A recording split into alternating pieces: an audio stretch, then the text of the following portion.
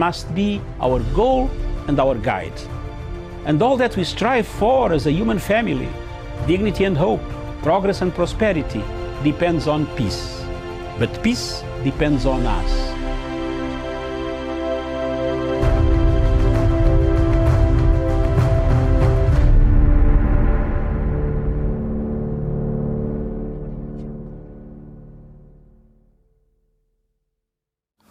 In the fight against corruption, it has been demonstrated throughout the world that unless you sustain the war, and it is a war, remember that there are individuals not only in Nigeria but throughout the world who suckle from the breasts of corruption. And they are not just about to win themselves off the suckling. They must be forced out of it, and they'll fight back. Because there are individuals, even in government, in all sectors of government, who now take their children to school on the basis of money corruptly acquired. They live in houses that are corruptly acquired. They do everything on the basis of things that are acquired through corruption. So when you want to stop it, they are going to kill you. They are going to ensure that you are neutralized. These are the people that you are fighting against, because these are individuals whose conscience is dead. And they are going to do anything on earth to prevent you. In fact, when one chooses to fight corruption, one must remember that he or she can't be eliminated at all times. And what President Buhari, and indeed any other president in the world, must do is to recruit the population. If the population has been wedded to the idea that corruption is a bad thing, then that is the beginning of the success of that battle. When I see, for example, your former Minister for Petroleum being investigated in the United Kingdom without being a sadist, I'm very happy. Because if you look at the wealth that he is alleged to have accumulated, that is unexplained wealth. Even if he lived for she lived for 1,000 years, she would never make that kind of money. James Seabury, who was prosecuted, convicted, and served sentence in the United Kingdom. What lacks in Africa is punishment. Impunity is alive and well in Africa. And we, the electorate, as I say, times without number, are in the business of celebrating thieves. We must stop. Yesterday, Barrister Farana said it very well, that we camouflage theft by giving them nice English names: money laundering, fraud, embezzlement, and all those veneers that make them look as if it is some kind of nice game. Let us call these men and women by the right name. They are thieves, stealing on an industrial scale. They are murderers. And once we begin to call them like that, and they have a mark of Cain upon their forehead, and we shun them. Has it been done in African countries? Yes, it has been done. And I keep on repeating, in countries such as Tanzania, they are being dealt with. In Rwanda, they are being dealt with. In Mauritius, they are being dealt with. In Botswana, they are being dealt with. Once you begin to deal with them, then the others who may want to behave like them will begin to take the cue. We must, in the nature of things, earn what we earn through the sweat of our brow. That is the only way in which Africa will realize their potential. Many of these individuals who are in positions of leadership in Africa don't want to leave because they are thieves, and they are scared. They are scared that if they left office, they would be prosecuted. And my view is that they should be prosecuted. You know, individuals such as Hissène Habré, who we know what he did, was it in Chad, are a good example to the leadership that impunity will not thrive. Because I've been talking to a friend of mine from the Cameroons who tells me what is happening in their country right now. And other African countries are blind to it. It doesn't even occupy the headlines of the neighboring newspapers, of the country's neighbors' newspapers. Yet the Cameroon now should be in the same position as we see the conflict in Catalan in Spain. Yet we are attacking it in page 13 in newspapers in Nigeria, in Liberia, and other countries.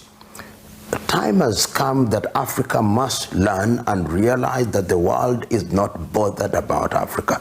The world is only bothered about Africa when they want to take the resources of Africa. Then they bother.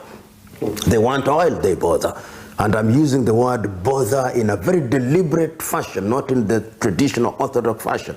They bother when they want to take our timber. They bother when they want to take our bauxite, when they want to take our coke, when they want to take our uranium. But they don't bother about us. They come to our continent without disrespecting the elephant, and they want to preserve the elephant so that they can come and watch the elephant, but they don't care if 100 Africans die.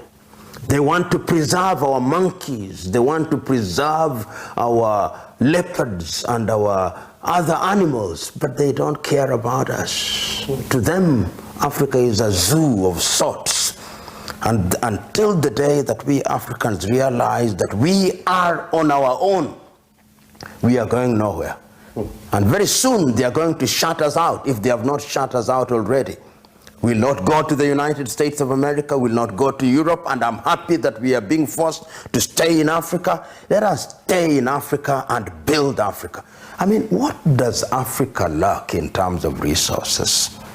What do we lack? If it is solar energy, which continent is capable of producing solar energy to light this continent and the entire earth?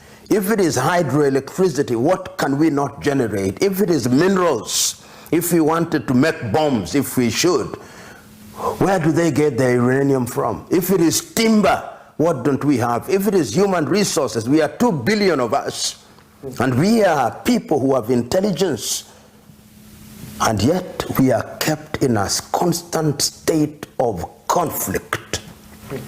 The Europeans, the French persuading their former colonies that they are more French than they are Yoruba. They are more French than they are Wolofs and Mandinkas. The British persuading us that we are more British than we are Ibibio or Yoruba.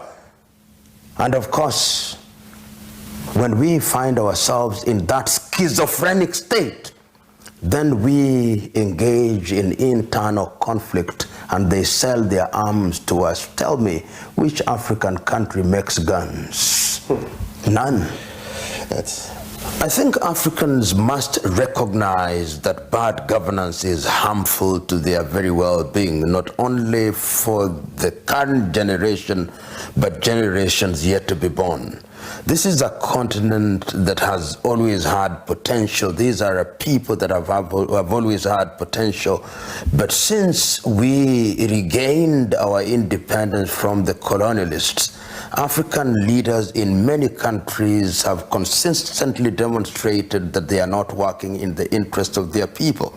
And that is sad, because many of the individuals who occupied positions of leadership are still beholden to the colonial masters. We see former French colonized nations, leaders who are beholden to Paris, those who are colonized by Portugal, beholden to Lisbon, those who are colonized by Belgium, beholden to Brussels, those colonized by the United Kingdom, beholden to London, and the single country that was colonized by Spain, Equatorial Guinea, beholden to Madrid. And this is tragic. Of course, currently many African leaders are getting beholden to Beijing, and progressively the United States of America in Washington.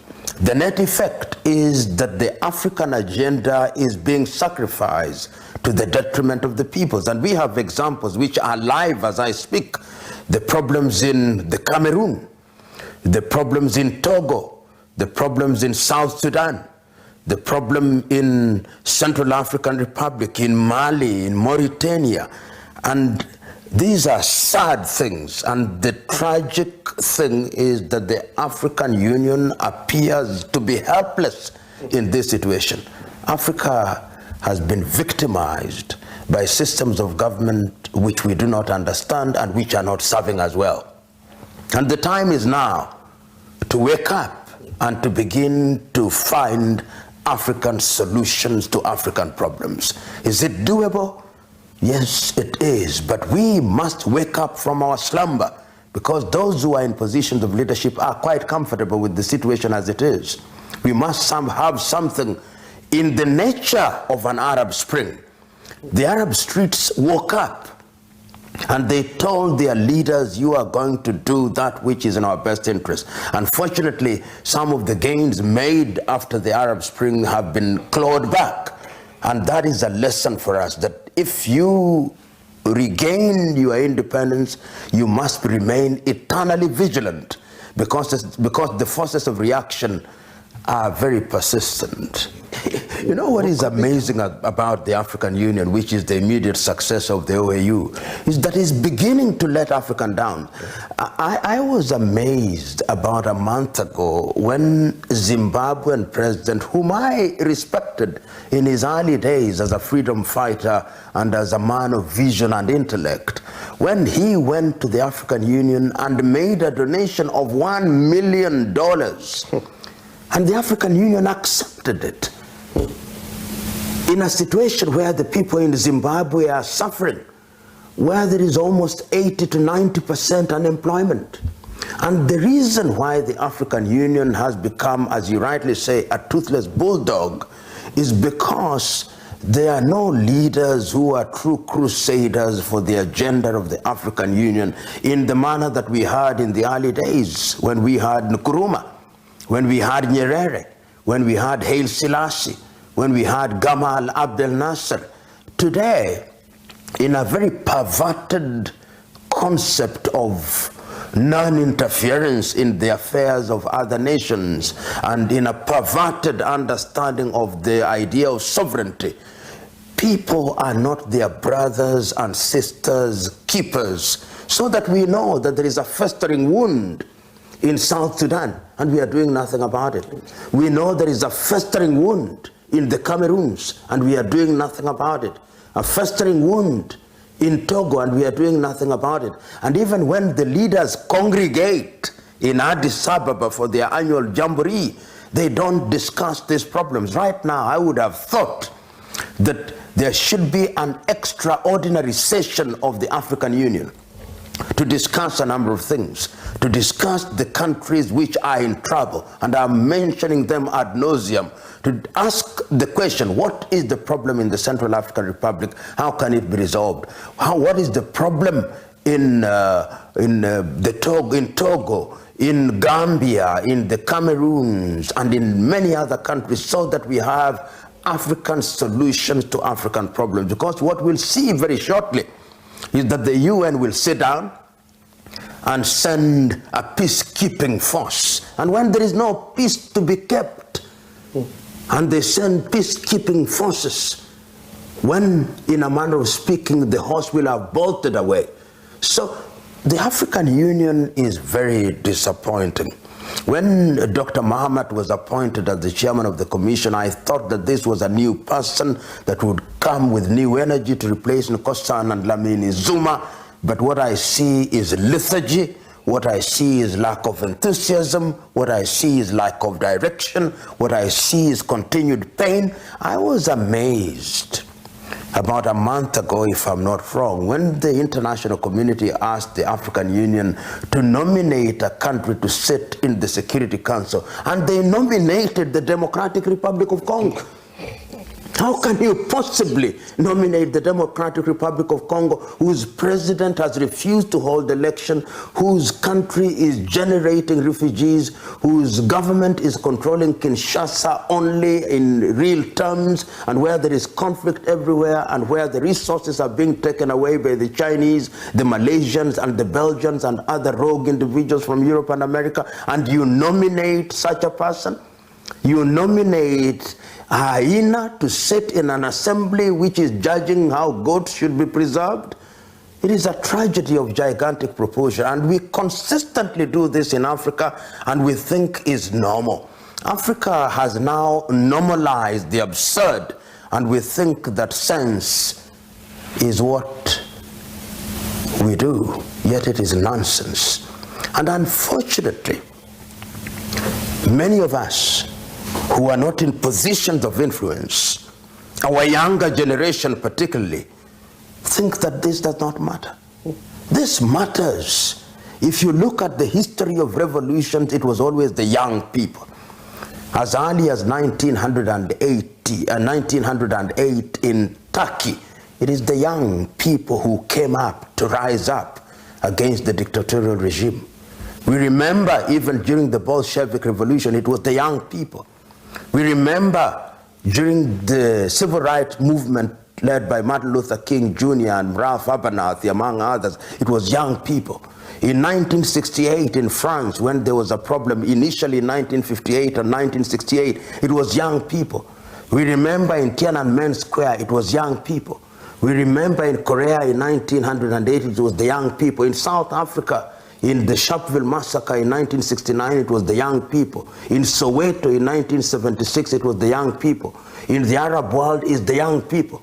But our young people in Africa today are imprisoned by Arsenal and Manchester United and Barcelona and Real Madrid, and our young girls are imprisoned by cheap South American soap operas and Beyonce Knowles. How can that be? How can a continent be so accursed that our young people have no sense of our history, no sense of our presence, no sense of our future? No wonder the Chinese are conquering us by the day. And we are wondering. John F. Kennedy said in 1960, a society whose young men and women are in a constant state of slumber will never realize our potential. Our young people must wake up. It is only the day that they wake up that they will be able to send a clear message to those in positions of leadership that you cannot continue to misgovern us. I look forward to those days. I have mentioned President Mahmoud Buhari fondly in a number of forums, but remember that President Mahmoud Buhari came into office and has been unwell, and therefore he is not performing at full throttle because of sickness. And you must remember that when the captain is unwell, even if there is another captain who replaces him, the ship does not move with the steadiness that it deserves. Remember that the president of the Federal Republic of Nigeria inherited a system that was rotten to the core. Rotten because of corruption. In fact, he campaigned and won the elections on the promise that he would fight misgovernance and corruption. And I have no doubt in my mind that those who are corrupt, when he is away and unwell in the United Kingdom, they celebrate, say, this is our turn. They fight back, so that there is a sense in which he needs support. It is not lost on me that his Vice President Osinbajo has tried to support. But when you are in an acting capacity, there is a limit beyond which you cannot go, lest your president think that you are beginning to undermine him. I wish your president Godspeed in recovery, and also that he institutionalizes and ensures that his agenda is bought by the others. There must be a buy-in. If you look at the whole concept of religion, even if you want to give it a spiritual dimension, in the Christian religion, Christ had a message from heaven, but he sold it to 12 others, and there was a buy-in. And that buy-in is what has seen Christianity spread over a period of 2,000 years. The Prophet Muhammad had an agenda. He said he went to the mountains and he was told, Ikra, read, and he read and came back with the agenda, and he sold it. He tried to sell it in Mecca, it didn't sell very well. He went to Medina, sold it to his Sahabas, and ultimately Islam spread. In other words, what I'm trying to say, that throughout the ages, no matter how good your idea is, that idea must be sold to others, they must buy into it, and that is how you institutionalize the idea. You cannot be a lone warrior in this matter, because the children of darkness hunt like a pack of wolves, and they will devour you if you are alone. I will begin with a short statement on the topic. 1. Cliffhanger politics occurs when the left hits the right hits the center hits the north hits the south. The state of confusion over taxation in this Republic of Kenya leaves a lot to be desired. From 2013, the MPs that were in Parliament at that time passed a budget, recommended that budget, and said the 16% levy would come into effect in 2013. But later on, they decided to push the date to 2018. President Uhuru Kenyatta took over a government that had obligations, both local and international. In international obligations, he had to continue to service the date that the government of President Kibaki had. Of course, with the continuation of assembling and making sure that the Constitution of 2010 works effectively, the president had to embark on a budget that could see cementing the rule of law through constitutionalism, making sure that all the institutions of the world, that the world wants, are working and work in Kenya. It is therefore very important to understand the root causes of the current taxation saga that continues to haunt and create cliffhanger politics into this nation. The 11th Parliament passed the budget. The 12th Parliament today found the budget and the tax levy had already been passed. For all these years, from 2013 to 2018, there are several oversight committees in Parliament, committees of finance, committees of budget, committees of all legal and other apparatus that work up in a democracy. Why did they look at this as very important taxation that had been shelved by the Minister of Finance? It is therefore very prudent and very important for the people of this country to understand, and the rest of the world to understand, that the international obligations and the factors that run around international agencies that lend in money, that support our programs in Africa, they come with conditions that you must fulfill before the sustenance of such grants or loans or whatever help they are giving to the nations in Africa. It is very important, therefore, to learn that behind all this, there is what we call cliffhanger politics.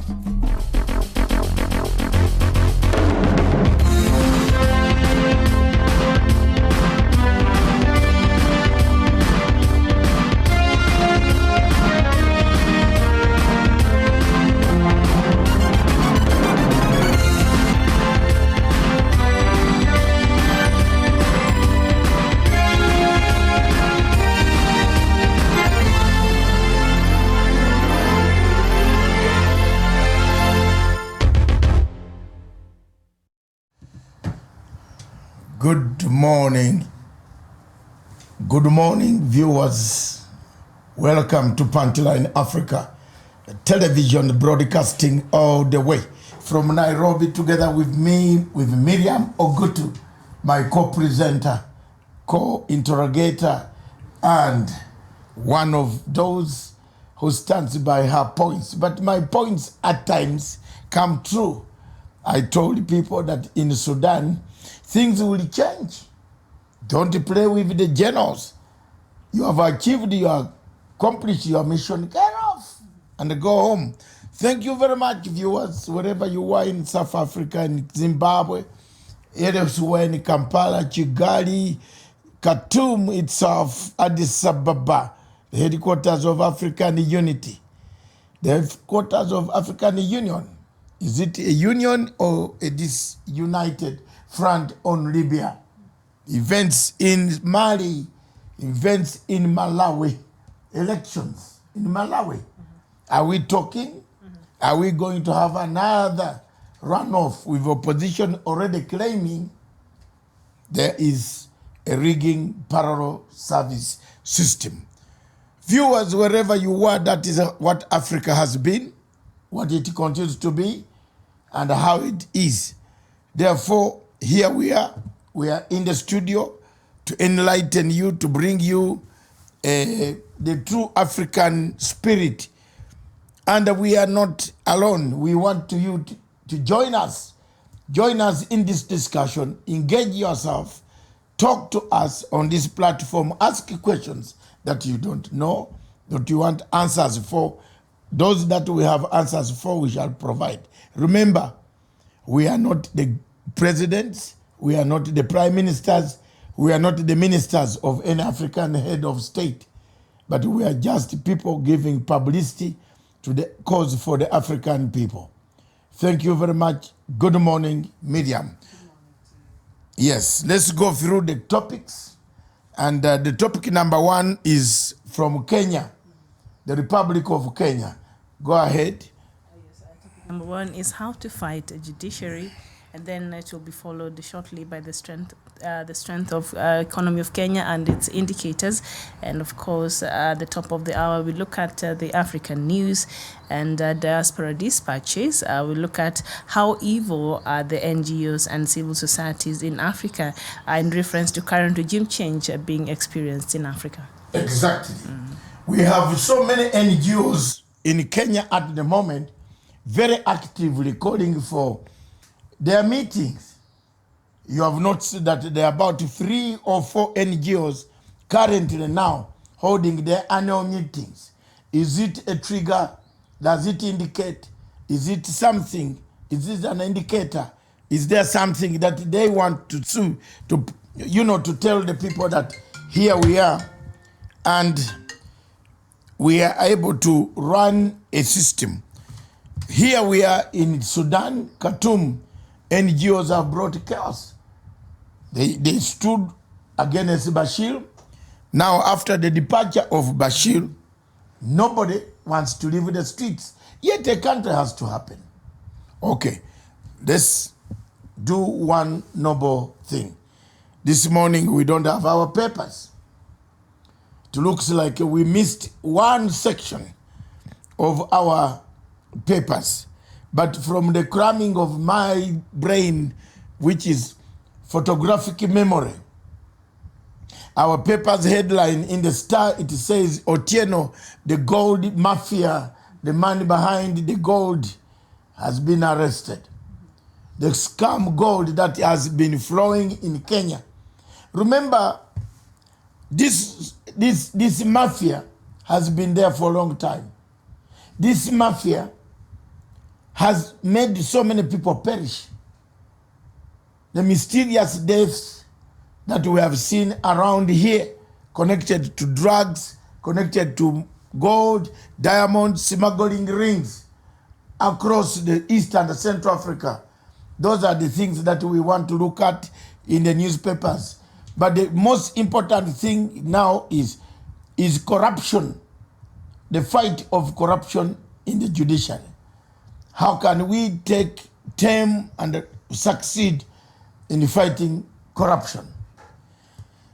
I have suggested before, Miriam, that we need the change of criminal justice system.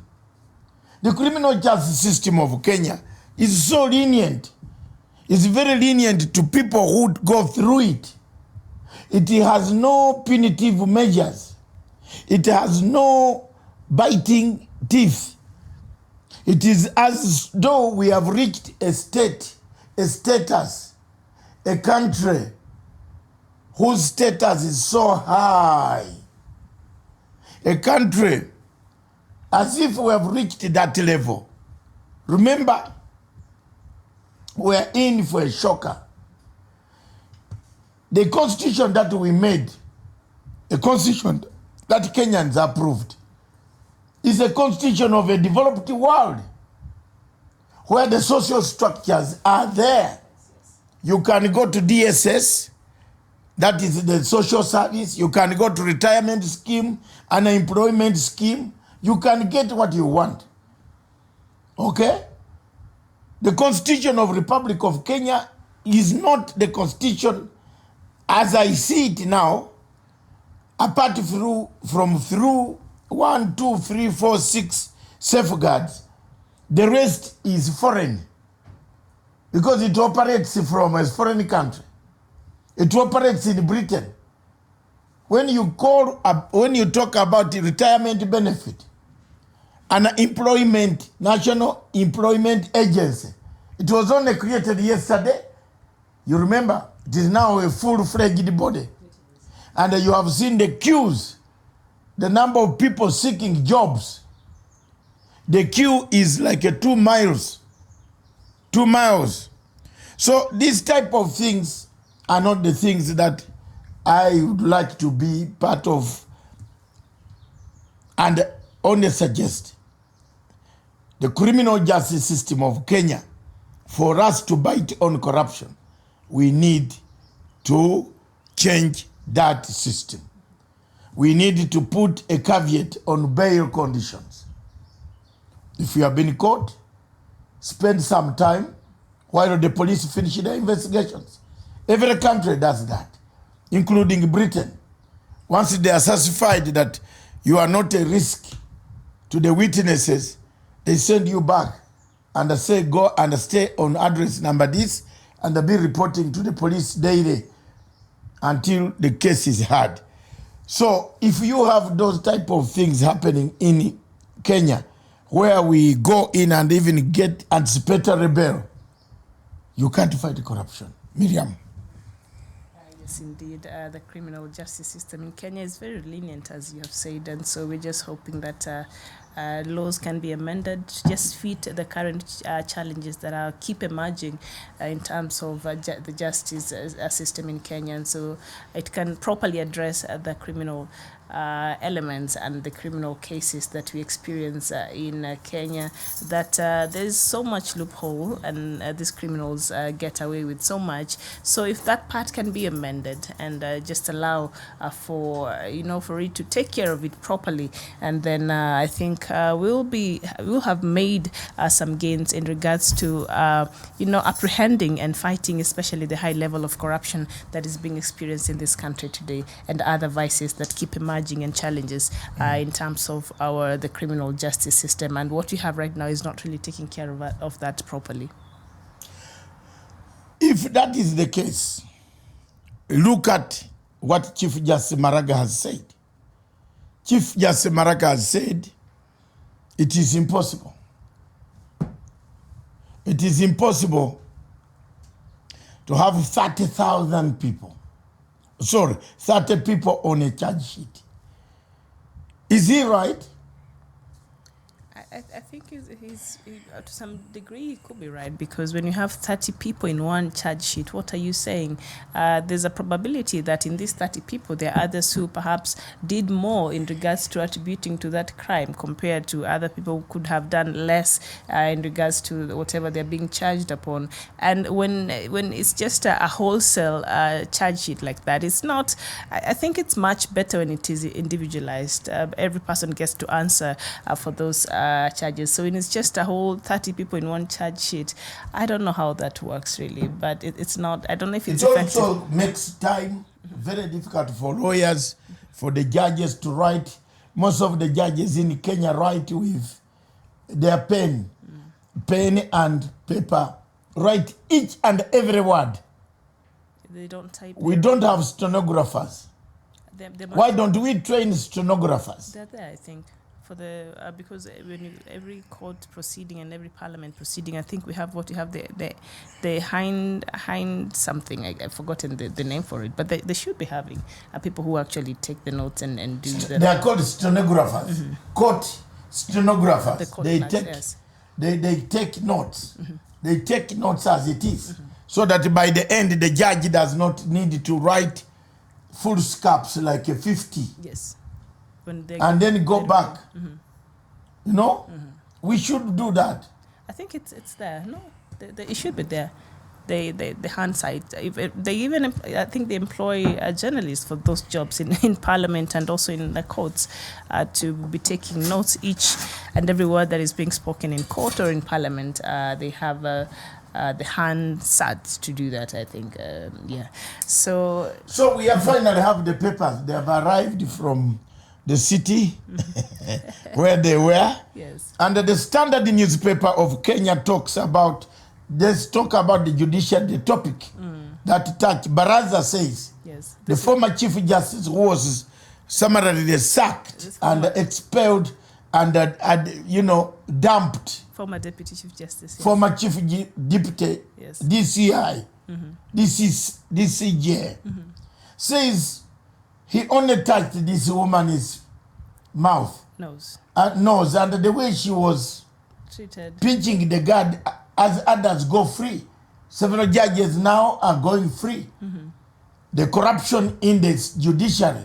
Judges are being transferred from one place to the other.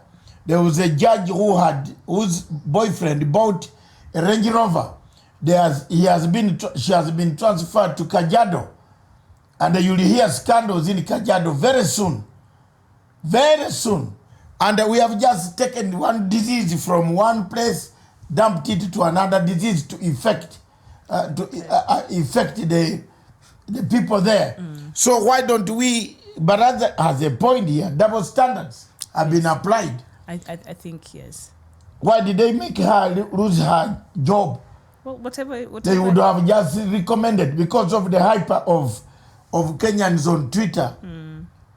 They just hated her out. I think it's just her attitude when this incident happened, because I think when you are in a position as a Chief Justice or as a Deputy Chief Justice, you're expected to have some level of temperance, some level of level-headedness. So when you go and you approach a mere person who's just doing their job as a guard, they're supposed to ensure if you're entering any mall today, or even if you're going through the airport today, you're because of the emerging challenges we're having now with insecurity all over the world, they will screen you and they will look inside your handbags, and it's normal. So the attitude that I think the former Deputy Chief Justice had when she was responding to this incident, I think she was not very graceful, and her telling this guard, do you even know who I am? You should know people. No, that lady is doing her job. So I think it's her attitude and her lack of temperance that got her into problem. Can I ask,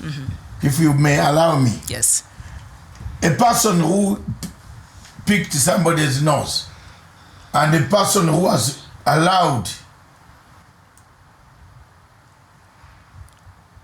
a suspect to go back home and has been paid 200 million or 50 million on her account, who's worse? Wrongs. None is perhaps that one is much worse because now it's crime against the people of Kenya. But I think Chief Justice should be able to deal with things like that. If there's evidence presented to his office, he should be able to form those tribunals. I hear they're forming there at the JSC and take care of that matter. But both are wrongs. They are wrong. Yes, a wrong. Yeah, is but a wrong. which one is worse in terms of the degree of 1 to 10? I think the thing of stealing money is worse, because when you steal money, when you give bogus orders and give people orders to go and donate the organs of children, there are judges in this court who are giving orders that are similar to that, donating people's organs. These are some of the things that the country must condemn, must stand up and say enough is enough. Now, if you look at the real scandal of things that are happening in our economy, there is quite a lot of interesting things taking place. And I think, so many things have arrived. And, why? Yes, the judiciary has a problem. But the criminal justice system of Kenya must change. Can we hinge it on that? Well, the people that we expect for them to amend these laws, that who are responsible for making these laws, right now they're supposed even to return the illegal 2 million they received for the house allowances, which I don't think they will give back. This, according to the Salary Remuneration Commission, they were given that illegally. So if you're having such individuals going there and they don't seem to have the interest of the country at heart, so we are left to grapple with laws that really probably years back were doing very well, but there has been new trends and new emergence even in terms of the crimes that are being committed. So we require a robust law in terms in our criminal justice, which is able to deal with emerging new challenges in these criminal activities, but we don't. And the people we expect to amend these laws to make sure we have laws that actually can address these problems, they don't seem to have that as a priority. And I think I said this yesterday and the other day. So I think that is also a problem that we have with our legislators, because they are the ones who have a responsibilities to amending, to making, to legislating, making these laws. So they are failing us also in that regard. So the judiciary is left to work with what has been there, the laws that were working for us 20 years ago, 30 years ago, when we didn't know what terrorism was, when we didn't know what Al-Qaeda was, when we didn't know what, when NYS had not come up, Goldenberg had not come up. So, new crimes are emerging, very, very technical, and fake currency has become like the normal thing, and fake gold now is like another industry on its own. So these are things that when you talk about the fake gold, who must stop this? I am asking the people of Kenya. A royal servant of the United Emirates Embassy arrives in Kenya, whether princess or prince or prince or king, starts private deals. Doesn't he break the law? If it was his private business, but was he sure that the company he was dealing with was legitimate? No, first of all, let's go slowly. Because this is like we have touched this. Of the government. Yes. It's not on invitation of the government. A representation of the UAE. Yes. But perhaps it's just a personal. Why is he shouting later to the president when you have been caught? When a deal has gone wrong. Yes. Yes. We have a saying in African life that when you are doing your things, yes, you don't. When you are eating, you don't talk. But when the plate is removed, yes, is when you say, "I'm hungry. I would sleep hungry." Yes, and my plate was. Yes. Yes, and this seems to have been a private deal. So why did he find the need to write to the president? But maybe he was duped, thinking that this company was legal and was operating legally in Kenya. Miriam, let's imagine. And it was a private business deal. No. I think these people are misusing the state apparatus. Yes. Let's go slowly. Jared Otieno. In 2017, Jared Otieno conned a Kuwait and a Lebanon businessman, 35 million shillings for fake gold. He was taken to court. He paid 5 million bribe and walked free. In 2016, Mr. Jared Otieno, and these are people very close to powers to be. That's why you see, I think the president is finding it very difficult even to say which side do I go. Jared Otieno conned the Saudi Arabian businessman, Kenya shillings 72 million for fake gold, used the name of Richard Atieno for the con game until he was caught, began using the name of Gerard Kiasa. This man was released again in 2018-2019. Used the multiple names including Gerard Smith, Gerard Mackenzie, to dupe foreigners on the black market. Makes estimated Kenya shillings 1.5 billion selling fake gold to international clients.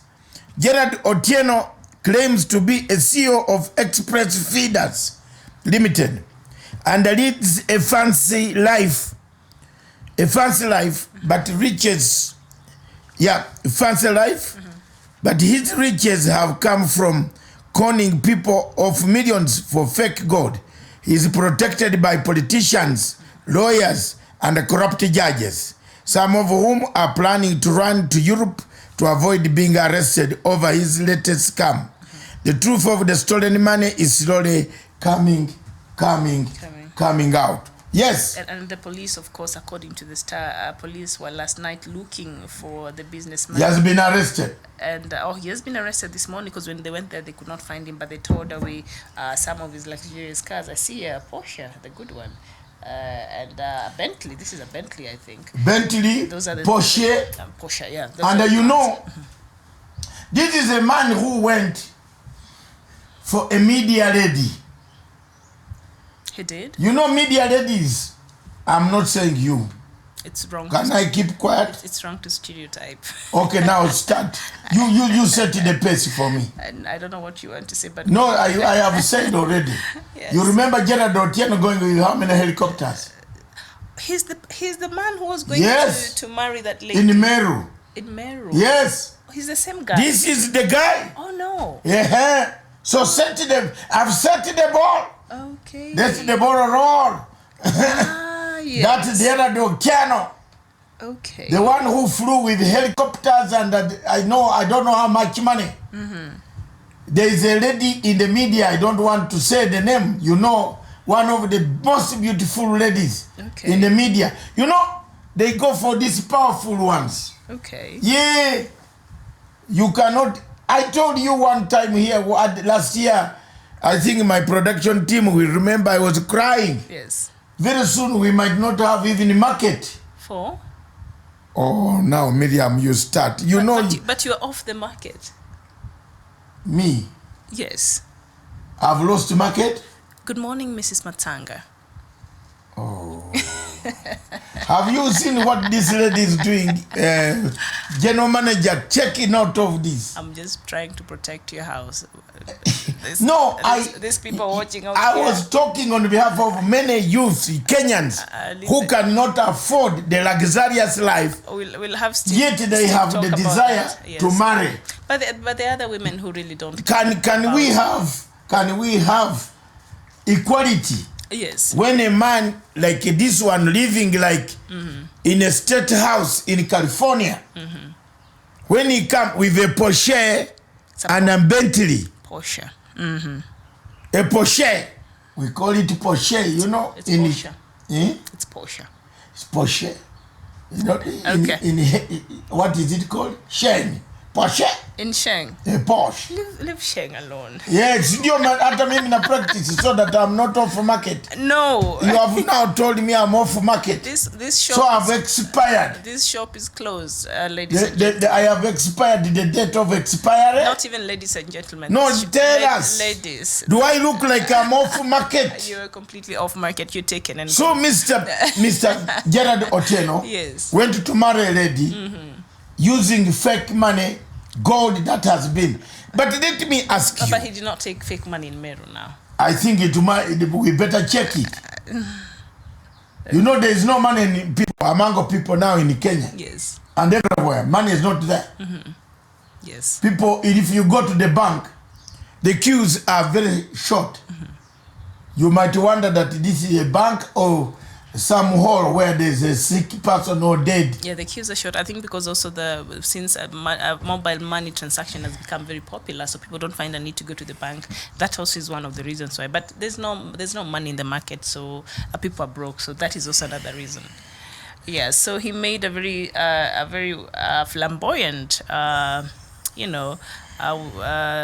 move and he was going to pay for the dowry of his wife.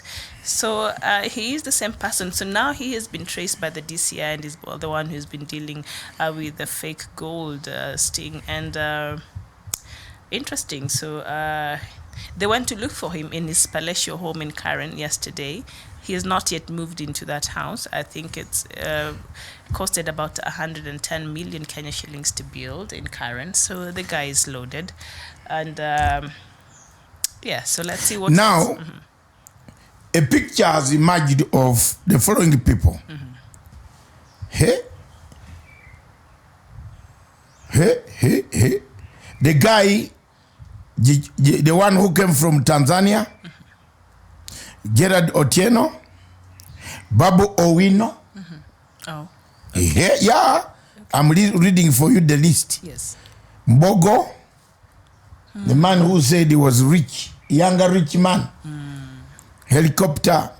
Then MP, this MP of Mount Elgon has shocked me.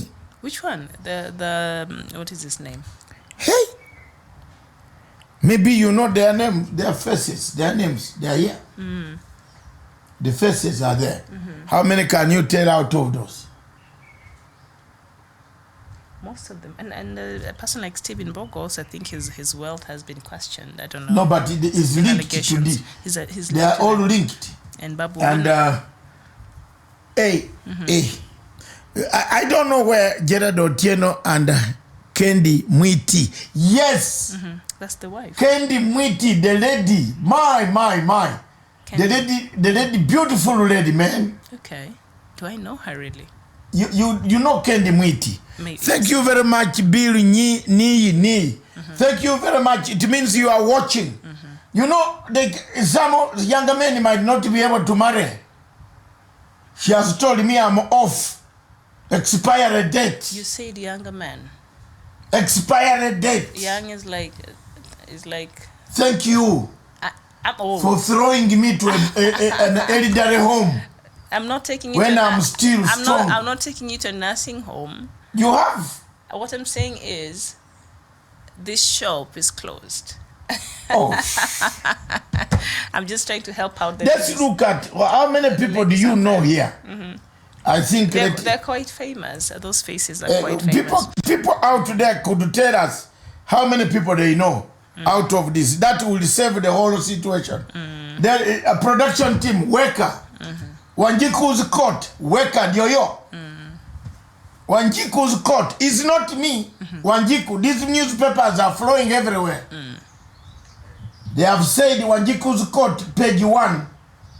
Wanjiku's court said scam alert. That whenever you see these guys, That's the wedding. It was good that was the wedding of Gerard Otieno and Kendi Mwiti. and Kendi Mwiti, the lady. No, she's pretty. I don't know how she feels now. Yeah. Now that the house she's going to sleep in a Mabati house, because we are going to seize this. I told you know what I said? I told my daughters, let's die poor. Let's die poor. Yeah. Take the best you can, Yes. but don't take a helicopter. If my firstborn, I know the husband is well connected, but I've told her, if you ever tell me that Dad will go and fly in a helicopter, I'll never go, because I know you have stolen it. She can work hard. She's so annoyed with me. But she can work hard. No, she got annoyed with me because I said the truth. I said, now you people whom I was paying rent for, then you telling me you have now bought a helicopter. There are other people who have. Oh no, helicopters Miriam, don't teach your children the truth. No. Mimi sitaki. Work hard Sitaki. in a legitimate Watoto way. mtoto kama ananiiba mara moja, simutaki. Not kuiba. There are people who work hard Where? out of their sweat. Where? They're able to build themselves off the ground and make something out of themselves. So if people I can will go to trace, that house to remove my daughter. if people can trace, You know that's how I am. if you can account for your wealth, I On don't the question of corruption, that's how I am. I feel so angered Yes. to see corrupt people flying over naked children in Turkana. I feel so angered. So if my daughter marries any of this, hooligans. I will go to that house, pull her out. Let's suffer. Time has come for people to stand for people. There goes the Don't bring me. There is. Do you know anybody there? The Wanjiku court is saying scam, alert, scam. When they approach you, know whether they are talking the truth. There was a Congolese general here who was also in all the time in Kempinski claiming to be having gold. I want to look at that Congolese. I'm looking for him. You want the gold? No, to arrest, to help DCI. DCI will do that. No, to tell them that this is the one. He's here. Because this is the man. You find him, he has even bodyguards. Where did he get these bodyguards? He has fake money, fake gold. So hiyo kitu imeonekana. Imeumana. Wow. We are in trouble. But you can always tell, because you see people who have really worked hard for their money, they are not, they don't find the need to especially show off so much. So sometimes when you see these individuals being very flashy all over social media and all that stuff, sometimes you wonder really. I'm not I'm making any allegations, but you know, just a food for thought. Miriam, if I may ask, what happened to who or where? To this Kenya? I'm asking a quiet question. What happened? We have hustlers. Who is hustler? They're hustling their way academic. They have created the colleges for hustlers. For hustlers, yeah. If you want to. Are you sure? If you want to be a hustler. Is there somebody teaching people how to con? Like witnesses were being taught. Get rich quick schemes. And, okay, thank you very much. There you are. For those viewers abroad there, when you see any of these men, I think first of all, if they come for gold, ask them, let's go to the government chemist to verify the gold. I want people who are doing this newspaper, Wanjiku's court. I would like you people to also bring the men who buy this gold. Because those could be worse mafia, international mafia, that we are looking for. Those who sneak into the country and want to buy gold under the table at the night, in the nightclubs, in restaurants, in hotels, in VIP places, please, in big residences in Karen, can we have the pictures of those people also? So that we alert the international community that these are the people who sell gold. These are the I told you the other day, Miriam, that even if you give me a ticket to go to Dubai, I will not go. Do you want to ask me again, even if I'm expired? That is not the word I used. That is your word. So don't put that on me. I'm not going to take responsibility for that. So, yes. So if you feel you're expired, there's nothing. There's nothing you can do about it. What did you say? I just said you're off the market. Off market. You're taken. That expired. Anything that is off market, the date has expired. No, I'm not responsible in how you understand it. I can just take responsibility. Thank you very much, Miriam, for expiring me. Date of expiry off market. I will not be responsible for that. Yes. So, but do you think that Bungoma Senator Moses Wetangula, do you think maybe he's could be a victim of this, or what he was doing getting into that? Maybe because his name. The way things are coming now. The way things are coming out now, because social media is attaching several names. Did Wetangula smell a deal, then decided to go and see whether he can get some money? Because he has been doing that even during the days of Leiko. You remember when they flew with Brother Patini? Brother Patini, yes. Whom were arrested in Zimbabwe. Brother Paul. You know, in Zimbabwe, you don't joke. We detained him. Zimbabwe authorities asked, is this the guy? He says, huyo mwizi. Iko waizi wawili walikuwa wanajaribu kuenda huko Zimbabwe. Yes. Jime Wanjigi na huyu. Huko sisi Zimbabwe, as long as Mnangagwa and Chiwenga are alive, and Matanga is alive, we are the people who moved the coup. Not anybody. So kama unataka kwenda huko jaribu. Nyenye mcheze muibe pesa hapa. Huko tutakufunga. Huko walikuwa wanataka waizi wawili walikuwa wanaanza huko, oh we can do this. I said block them, in fact pick them from their borrowed homes. Leo nakwambia haki, we brother Patin, kula pesa huko South Africa, usikanyage huko Zimbabwe tena. I'm giving a warning shot for yes. He's in South Africa now. Yeah, let him be there. South Africa can accept mafios. He has a church here. You can't talk and say you are preaching to people, then at the same time stealing from them. And when you go to his church, you don't even give an offering. Instead, yeah, how can you offer when a man is offered? It's offered. He's already offered by God. Why do you offer offerings? Okay. Already offered. They tried so hard to enter Zimbabwe. Maina Wanjigi, Jime Wanjigi was in Zimbabwe. These are very hard-working mafios guy with paperwork. In fact, they can finish you on paperwork. Lakini huko Zimbabwe tunasema tutawashika. I'm telling you. And for them, let them have a warning shot. Zimbabwe, there is river Zambezi and the crocodiles. Walai ya Mungu msikanyage huko, mchukue huko uizi yenyu. You are my Kenyan East African brothers. They will get you. And for those guys, they don't care about human rights. Yeah, they don't care. Once they have caught you on the right thing. Wawa, you are lucky if the media has seen you. Nye mnacheza na hapa mnaiba watu Kenya tena mnataka ku-export stupidity there across. Utashikwa. Utashikwa. Huko Zimbabwe, walishikwa. And they were told never. You saw the newspaper where Patini was arrested in Zimbabwe with Mrs. Mujuru. You know? Yes, so many things are happening. This type of kind of theft, what do you think about the economy? Yeah, let's look at the Kenyan economy. And it's Kenya's right now, the GDP per capita is about $1,695 US.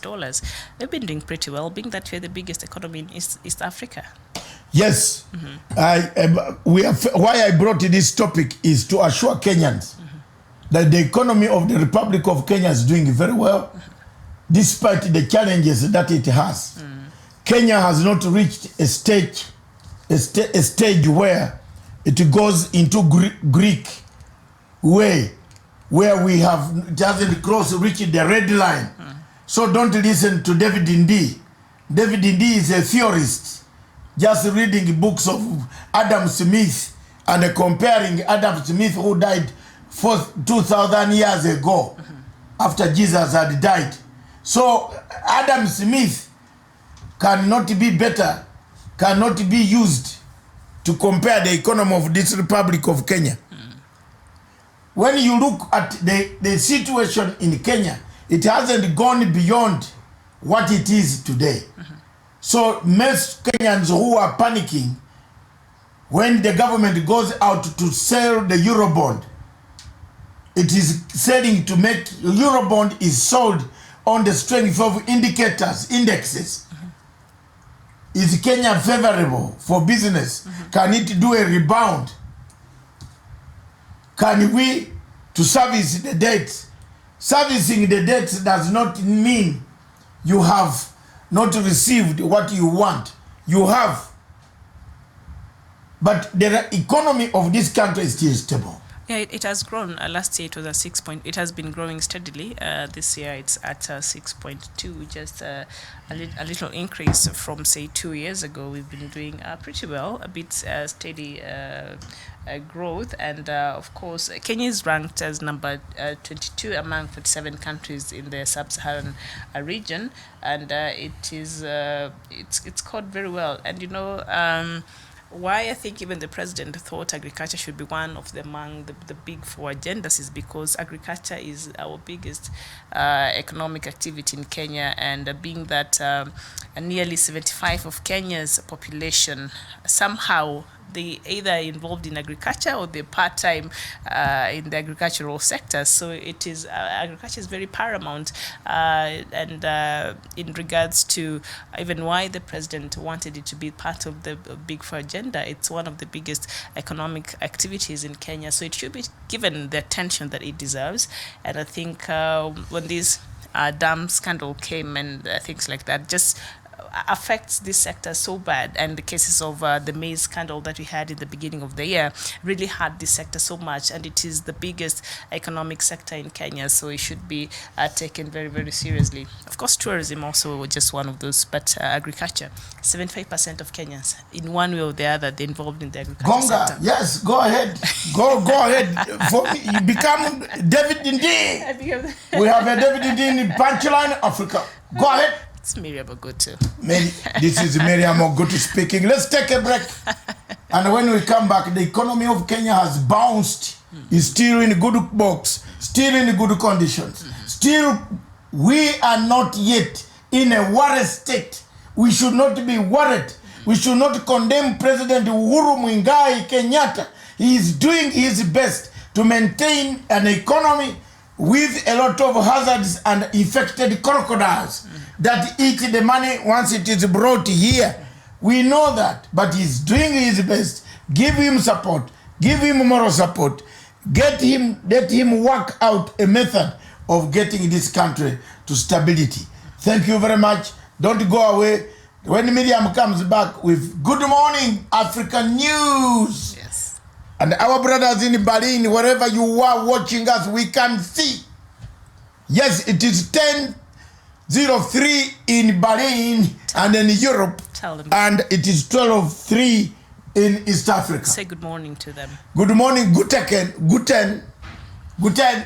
Guten Morgen in Germany, in Berlin, in my satellite system. Thank you very much. Guten Morgen. Let's don't go away. We'll be back. I'm charged now. Something has triggered me. Should I worry? You should not get worried. The voice is going to go. All right, good. You have put a break on the voice, and after all, I am off market. You're off market. Expiry date. Those are your words. Quisha. Okay, we'll be back. I think we better bring the general manager here, Mr. Stephen, to tell us, am I off market? Steve is also off market, so you're not. He's also off market. You, both of you are not qualified on this And one. Samson? I think Samson. Only Samson. Oh, okay. Yes. So Frederick, are you off market? Completely. Fred is in fact completely off the He's market. even more locked. He's way off the market. Well, why? Aha! Samson qualifies. Only Samson. Who can be free ranger? Who can talk with And now go for with some freedom. No, you can go for Otieno's baby. Why? He's bankrupt. Did she tell you she's gonna leave? Those are the target. If I were like a Samson, those are just that's assumption. the type of target. But Samson doesn't want that. Samson, I'm taking brief for you, so. It is 11:05 o'clock in. Where are you watching us from? Where you are watching us, but we are watching. Part of our people who are watching on the main. No, Serena Klein, I think, watches us from Germany. Right now it's spring, so I think we are an hour ahead. I think spring, fall will come back to 2 But this is now Johannesburg. Yes. That time is Johannesburg. And yes, Serena Klein, it is 11:05. So in fall it falls back 2 hours again. Yes. So but this one we are transmitting through another channel. Yes. In another place. Southern Cameroon. Yes, indeed. Yes, thank you very much. We are partners, the only Pan-African station all over the whole Africa. This is Punchline Africa. Create more Punchline televisions. Create more. Pick up and create more. That's the revolution I want to create on and leave a name on African continent. Yes. Create one in your country. Don't wait for me. Create this voice. Punchline Africa TV is a think tank. Make them very many. We shall conquer. We shall defend this continent. This continent needs defenders. This continent needs a younger generation that looks for patriotism, not for money, not for gold, fake gold. This continent needs people with integrity, not those whose morals have gone down and their trousers are in the thighs. Yeah. The trousers are in the thighs. Any of my children wearing those trousers never step near my house. Even if I'm gone, I will come back through the spirit. And I gonga you. And pull them up to No, the waist. gonga you or pull them. In fact, if you refuse, then I pull you down. That's the hip-hop culture. Hiyo story ya trouser kufunga trouser hapa. Muache. Hiyo ndio naleta shida hapa. Unapata watu wameanza kuvaa masati shati leo wanajua wanajeuka na style. Everybody is following to wear the type of shirt. Don't do that. Copying wrong people. Only copy role models. Asante sana. They could be copying their role models like Tupac, for example. The late. Like Otieno. We'll see you Take care. after the break.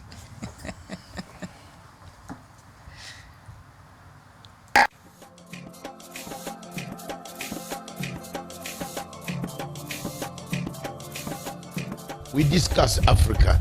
We see what ails Africa. And today, this afternoon, we want to see whether Sudan will permanently remain a sick child of Africa. Is it a permanent sickness? Can we resolve the issues of Southern Sudan? Is it something that has gone wrong for 200 years? There has always been a problem in Southern Sudan, in that great region, starting from all the way the Alimadi Wars and the rest of all what happened until today. Peace seems to be elusive. Why has UN taken slow action? Why hasn't UN set up a tribunal? We want to see a tribunal that will make sure that Southern Sudan people are accountable. Those who committed crimes against the human beings. 20,000 Sudanese perished. They are perished. They are not accountable. Nobody can account for them. And we cannot sit here, go on hammering peace agreements without mechanisms of accountability. If we set a tribunal for Sierra Leone, for Rwanda, for Camera Rouge, we need somebody to stand up for the poor masses, the masses that have died, the masses that continue to die, the masses that are being brutalized, murdered, maimed on a daily basis by marauding armies of both Riek Machar and Salva Kiir. There must be an accountability. You are not going to sit here and tell people there is no accountability in Southern Sudan. There must be a tribunal.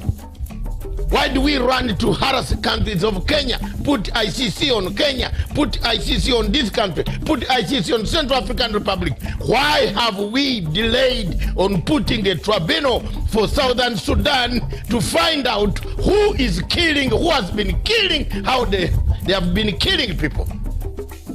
Let me speak for the people in Southern Sudan, the women, the children who have not gone to school, the children who have no medicine, the children who have nothing, who have been running since 2013, and the war cannot end because of two people.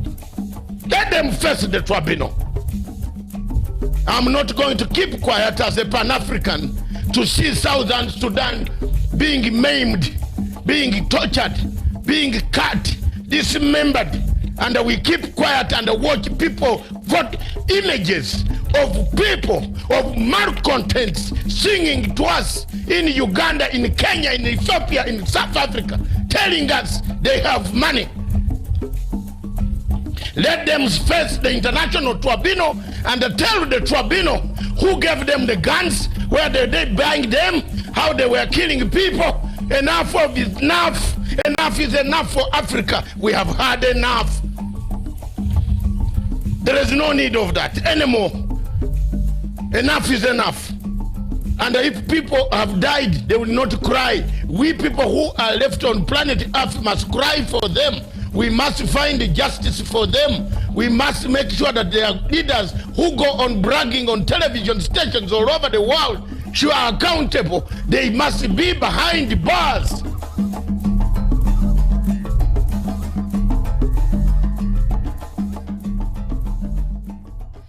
Indeed, it is good afternoon here from Nairobi, 16 minutes past noon, and this is Good Morning Africa. And we were just looking at the first hour of the show where we got to look at how to fight corruption in the judiciary in Kenya, the strength of Kenya's economy, and interesting, Kenya is East Africa's leading economy, playing a very pivotal role in East African community and the #1 African common market, and as well as it has a diversified agriculture and expanding services sector, and of course new ways in which agriculture has been improved. Of course, it's been very underutilized and it's like we said before in the first hour of the show, about 75% of Kenya's population, and which our population right now is roughly 48.5 million.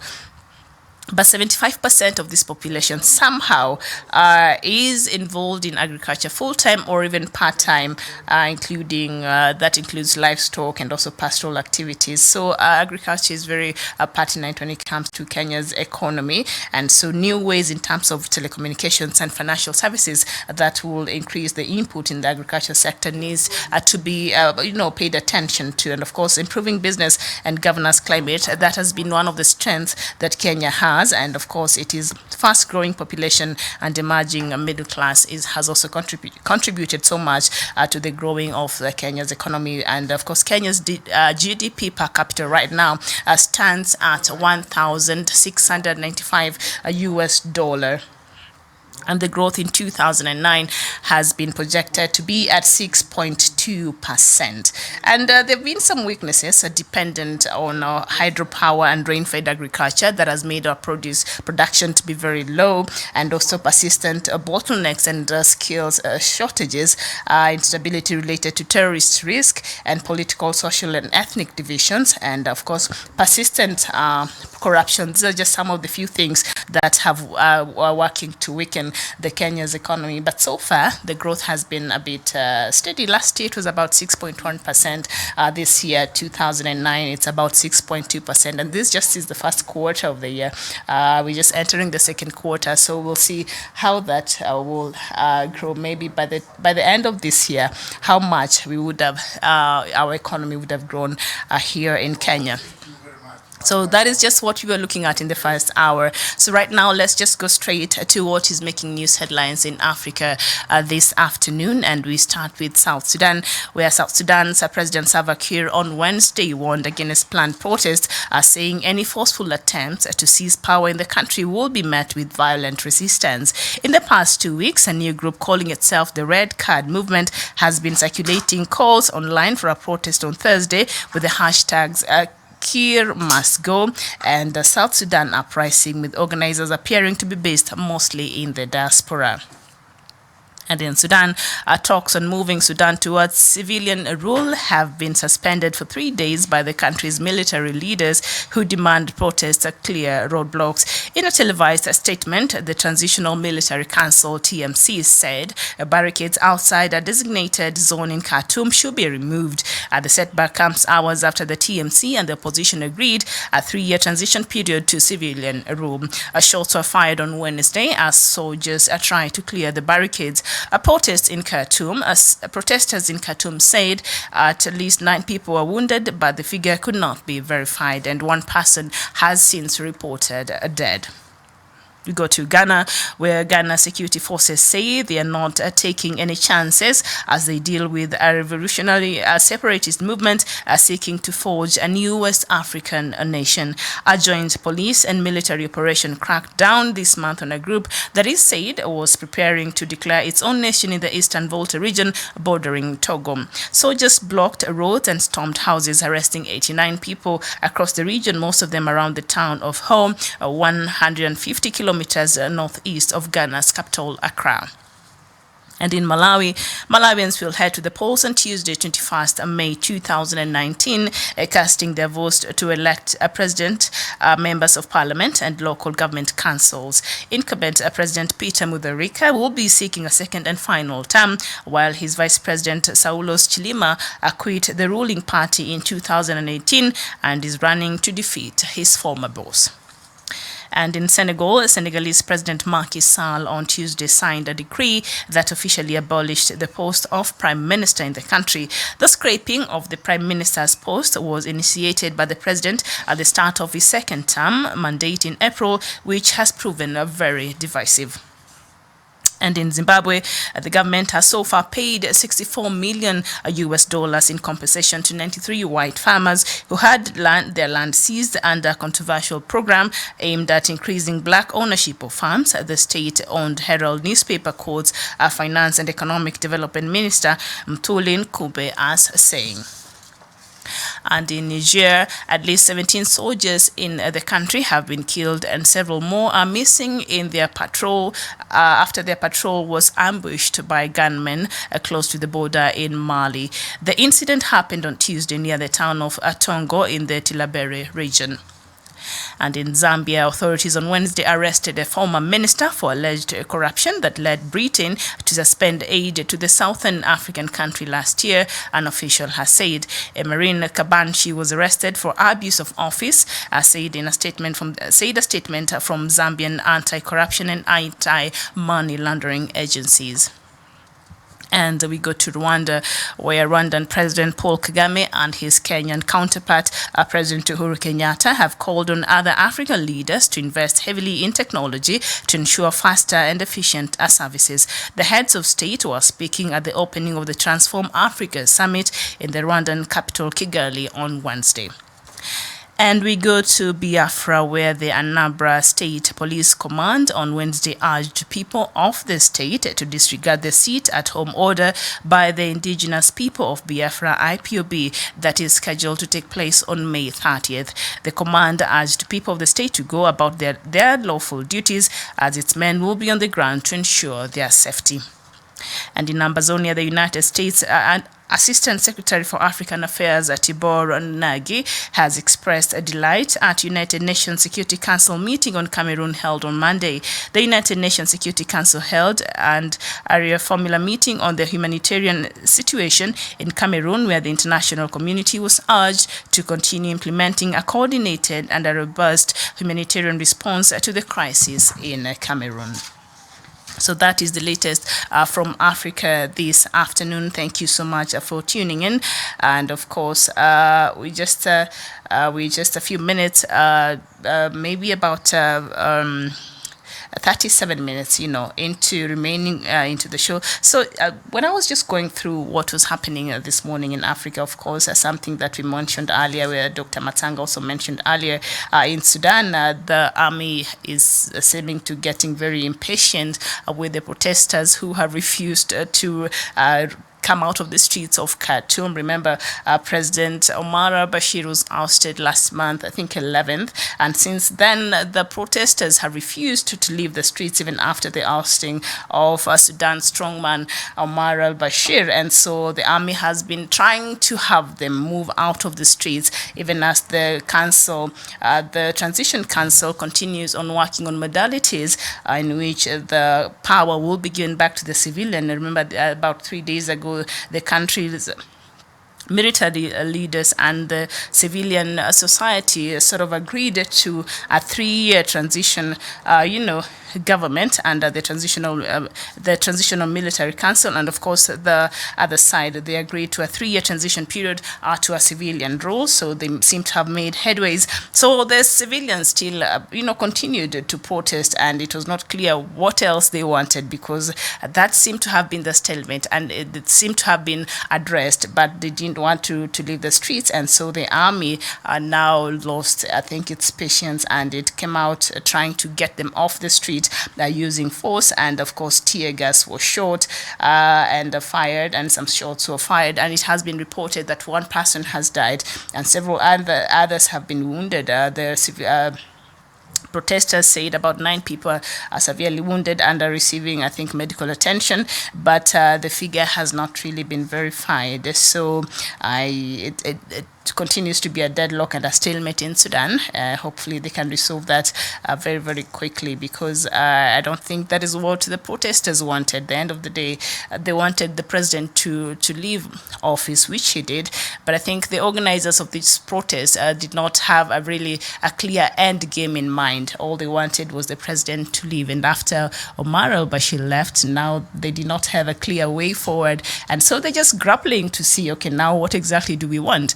And when they agreed on a 3-year transition period, you would think that will be enough. And no, they're still there. So anyway, we'll see how this will end, and hopefully it doesn't get very ugly. Remember, today is the 16th of May, a day where a red card movement in South Sudan, an organization by the youth, wanted to stage an uprising, a protest in the streets of Juba. And remember, President Salva Kiir came out yesterday and gave a very stunning warning, and he said, any forceful attempts to seize power in the country will be met with violent resistance. So, in other words, don't even dare go to the streets of Juba or anywhere in South Sudan to even try to protest, because the government is ready and will be anything that, try to look like you are attempting to seize power. According to the President Salva Kiir, that effort will be met with a lot of violent resistance from the army, and that is, I don't think that is a joke. So those who are planning to go out to protest in South Sudan, and please tell us if you're watching us from South Sudan, or you have links in South Sudan, or you know what's the latest in South Sudan in regards to this protest that was organized today by the Red Card movement. Please update us, and we can share with the rest of our viewers across Africa. And so that is that. I think I'm very interested to know how this protest will go, because they have been using social media to mobilize under the hashtags Kiir must go, South Sudan uprising, and the peace talks, or the peace process, or the unity government that is yet to be formed in the next 6 months, if at all it even will be formed. I think everything has been thrown into jeopardy if things like this begin to happen in South Sudan. So please let us know and give us the latest in case you have any information, or you're in touch with somebody in South Sudan, or you know what is happening in South Sudan. And if the protests have begun, please keep us up to date. We will share that with the rest of our viewers. But the protest was scheduled to take place today. The government has come out to say any such move will be met with violent resistance. So if you even plan to go there, please take care of yourself. And Ghana, there's some also a group that has been seeking to separate from the larger Ghana, and they call themselves the Volta region. They want to have their own country and call it the Volta region. And they're sort of in the border between Ghana and Togo, and security. I think I've read about 3 news items on this, and it seems to be becoming a very serious matter that has caught the attention of the president, and now soldiers and of course the security forces were deployed in this area, and so far they've been able to arrest about 89 people that are associated with this group. And I think there's been a military crackdown and in the last month, and it's something that also the government of Ghana is grappling with, and things like this create insecurity in countries. And so we'll see how that works out and how that plays out. This is a story that we will be following for you and giving you the latest. And of course, Malawi is going for its elections on May 21st. A few days from now, and they'll be electing the president, members of parliament, and local government councils. And the incumbent president, Peter Mutharika, will be seeking a second and final term, while his vice president, Saulos Chilima, quit the party in 2018, and I think is his main rival right now. And so the elections will be coming up on 21st of May. And between now and then, we will try to enlighten you and let you know what really is at stake during this Malawi's general election that will happen then on Tuesday, 21st of May. So that is just in a nutshell what is happening now. And of course, Zimbabwe is said to have paid about $64 million to the white farmers, 93 white farmers so far, and the controversial program that aimed at, giving back land ownership to the black Zimbabweans, and this is according to Economic and Finance Minister Mthuli Nkube. So I don't even know if this should even be like the priority right now in Zimbabwe, but they've done that. $64 million that I believe the the Zimbabwean government desperately needs, because the economic situation in Zimbabwe right now is really wanting, and the country is on its knees in terms of its economic status.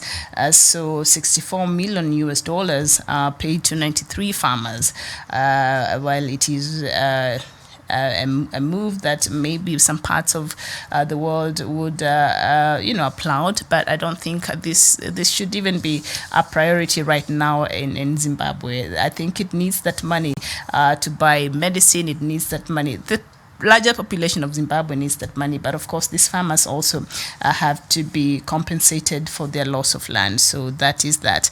And yes, and in Ambazonia, the United States Assistant Secretary of African Affairs seems to be very happy with the progress that was made during the United Nations Security Council meeting that happened on Monday, and they had very extensive talks in regards to what is happening in the Anglophone region in Cameroon. And so let's see if that will translate to any action against Paul Biya's government, and if that will make things better for the Ambazonians, who have been having a very hard time, and there has been a critical conditions in that area, with humanitarian crises becoming more severe every waking day. So that is happening. And of course, Biafrans want to have, yesterday, I think a lot of you here were telling us, you're going to have a stay-at-home go-slow on May 30th, and now Anambra State Police Commander has come out to say, you know what, that is illegal, and people should go about their business on 30th May, and this sit-down or this sit-at-home order was illegal. So please, Biafrans, I know you're watching us this afternoon, please let us know your thoughts on this order by the Anambra State Police, who said 30th May it's going to be business as usual in all parts of Nigeria, including Biafra land. So let us know your thoughts on that. And on 30th May, sit-at-home order, what really are you intending to achieve with this? Please share with us your thoughts, and we'll share with the rest of our viewers. So I'm just going to take a very short break, and Dr. Matanga will join me back, and we'll look at the Diaspora Dispatches, where we'll try to look at the question of how evil are the NGOs and the civil society in Africa, and also we'll go through some of these African news stories with Dr. Matanga, and he'll give more insight as to what is happening in these countries. So please don't go too far. Good morning, Africa. We'll be right back.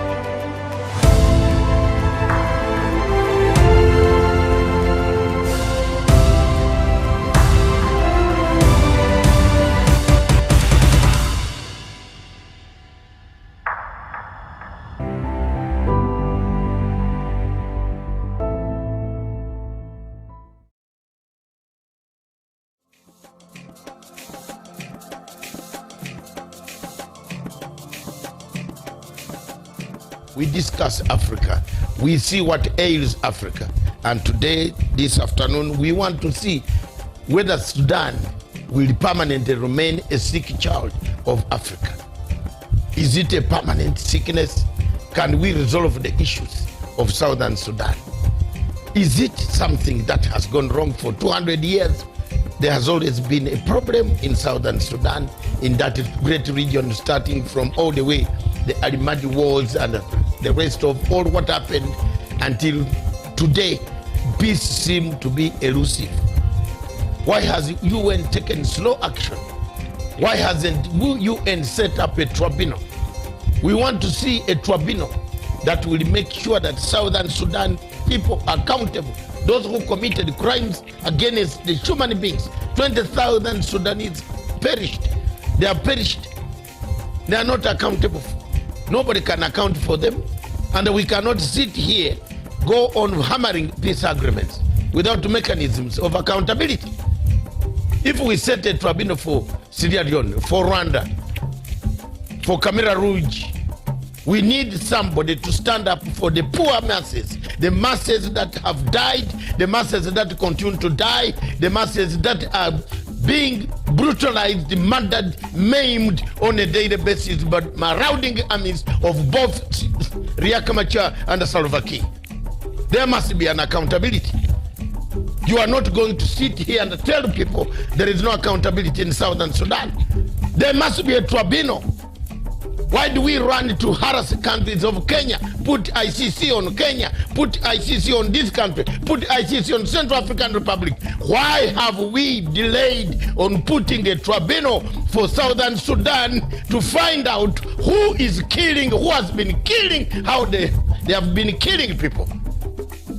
Let me speak for the people in Southern Sudan, the women, the children who have not gone to school, the children who have no medicine, the children who have nothing, who have been running since 2013, and the war cannot end because of two people.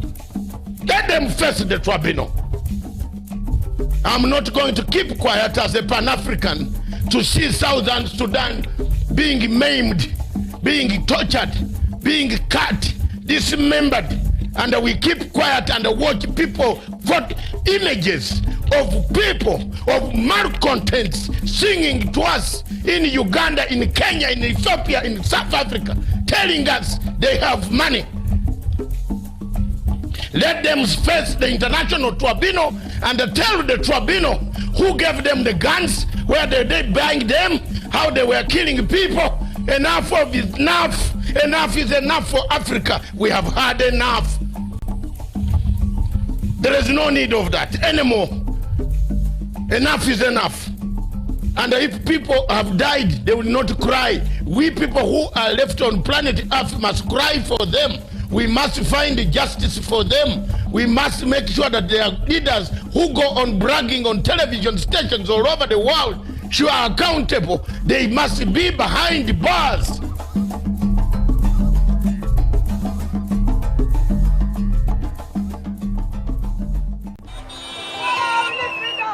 We call for a non-violent revolution. We call for a non-violent protest. We call for a non-violent march. This is what we are demonstrating to the world, and we have resisted Mr. Biya's army of occupation in our land, but this is a moment that we must continue to stand firm. Of this nation. Along with many other Cameroonians, many of you, as far back as the early 90s, and more frequently lately, I have insisted upon the imperative nature of genuine dialogue. Unfortunately, the government's solution has been cosmetic reforms and repression. Teachers, lawyers who raised legitimate concerns were either arrested or forced into exile. Doctors, important people in our society who asked for genuine dialogue, were met with punitive transfers and humiliation. It is regrettable that the government hasn't learned from the past. We are ambassadors. We don't need anything again. The only solution to the matter is let the government solve this problem by giving our independent freedom. We have a territory of our own. We recognize international boundaries. We have a language. We have a culture. We have our own laws. We have everything that is required by international standards to be a people and a nation and a state. The UN must give us this right. We as a people, we have the right to self-determination, and we are determined to go our separate ways. The people of the Southern Cameroons have suffered under the brutal regime of the annexationists, La République du Cameroun. We have suffered for 56 years, and we finally decided that enough is enough. I think dialogue is the main solution, because military, the use of military has never been a solution to a problem concerning this kind of issues.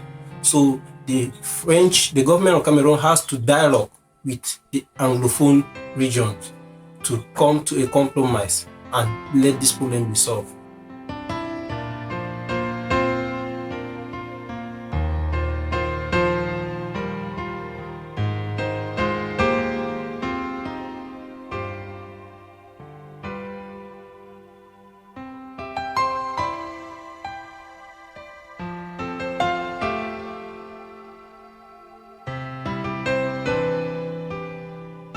Now, we want to inform the whole world that the Southern Cameroonian prisoners of conscience in the jails of Yaoundé are on the second day of their declared hunger strike. Now, we want the entire world to know, because we are convinced that the regime in Yaoundé will be indifferent until they begin to die. While we encourage our brothers in this process, we also call on Southern Cameroonians to join them in a fasting, so that the whole world may know that we are a determined people. Self-determination cannot be effective without self-defense. We are opposed to violence. We are opposed to war. But if La République, if the UN should continue to dilly-dally as they are doing, and La République comes now to attack our people, they are forced, they are bound by the law of nature to defend themselves. Hail this land of glory, we the Amazonians pledge our loyalty. Welcome back, and welcome back to you too, Dr. Matanga. Thank you very much. So how evil are the NGOs Civil society in Africa? And are they evil? The first question is, yes, they are. How evil they are? Very bad, worse evils than democracy itself. Mm-hmm. In Africa, we get all these problems because civil society go to Europe, go to America, go to Australia, go to China, go to every place to borrow money, to be given money, to come and sensitize people, to teach people, one, civil rights. One of the civil rights of any human being is voting, taking part in an election. Many people in Africa don't have even the knowledge on when to vote, how to vote, what to do at the polling stations. And you find quite a lot of NGOs in Africa who have collected money from Europe to come and teach people how to vote, have never done it. This is happening everywhere in Africa. You talked of the elections in Malawi. One of is the voter education. Voter education in Africa contributes to voter apathy. And the voter apathy contributes to chaos. If you have 84 million voters in Nigeria, for example, 28 of them only turned up to vote. Why? Because the civil society became evil. It didn't look at how you can first fight for the rights of the citizens, then ask them to go and vote. That's why I'm telling you how evil are the civil societies and NGOs. Viewers, when you go out to Europe in a plane, especially going to Schiphol Airport in Netherlands, 3/4 of the occupants of the younger generation are either going to meet somebody of an NGO somewhere. 3/4 of the younger generation, educated Africans, are down in NGO business. Do NGOs serve the purpose that they are created?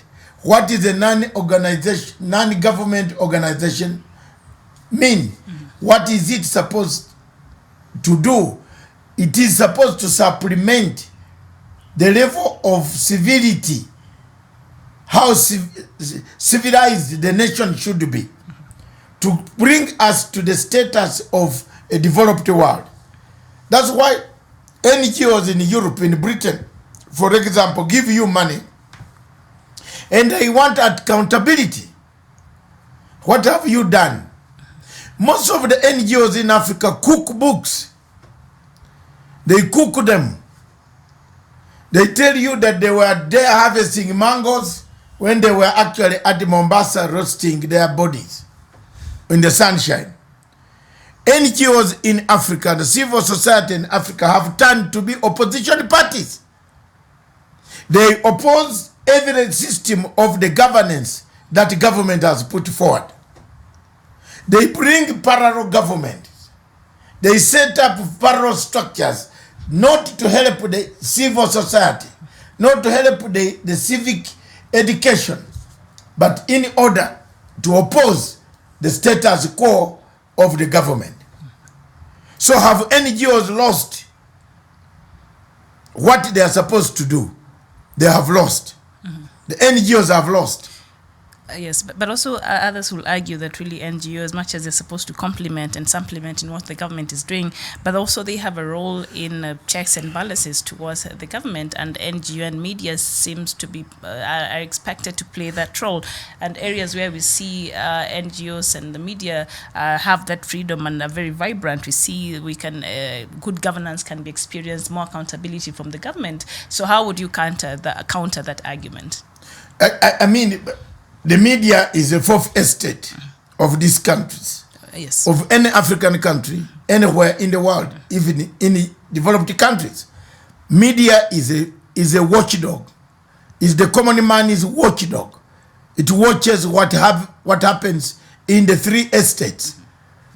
But NGO comes in, if you say checks and balances. What checks and balances? For example, if an NGO goes to amicus curiae in court in support of a petitioner, for example, in an election in Africa. We saw this happen in Kenya. In Kenya, they did that. In Kenya, NGOs stood on the side of the opposition. So are they neutral? Are NGOs neutral? If they stand on opposition, what will the government think? Why can they stand for the people? Why do they join the opposition?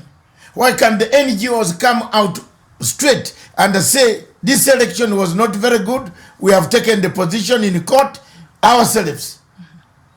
But when you look at the applications that are made in courts all over Africa by NGOs, they are similar to that of the petition of the opposition parties. But maybe because when it comes to election, they also put their own observers in this polling station. So maybe the figures that were being given are not tallying with what they had, and so they thought they also have an interest in this court. And since you see now the same case has been taken to court, so let's just enjoin that case. And the interest you are talking about, Miriam. Yes. What interest is that which is not, which should be the interest of the civic departments, the civil society? The civic is dealing with civilian. Civic is a word from civilian. Yes. So you are dealing with the ordinary citizen of a country. So when you say you want to take the interest, what interest for who? For the people. You can't take interest for a section of people. If you are taking sides with opposition, it means you have not taken interest for all people. So if they because even the voters in those who voted and whose party won are your people. Yes. Yes. And should they have taken the other side, would that have made a difference? No, they don't need to take the other side. They need to take a neutral side. A neutral side. To stand in one neutrality, positive neutrality. Positive neutrality helps to build democracy in Africa. Yes. The civil society as the NGOs, as we know now, are George Soros' tools to overthrow governments in Africa. We have seen what has happened in Sudan. They overthrew Bashir. They are still on the streets.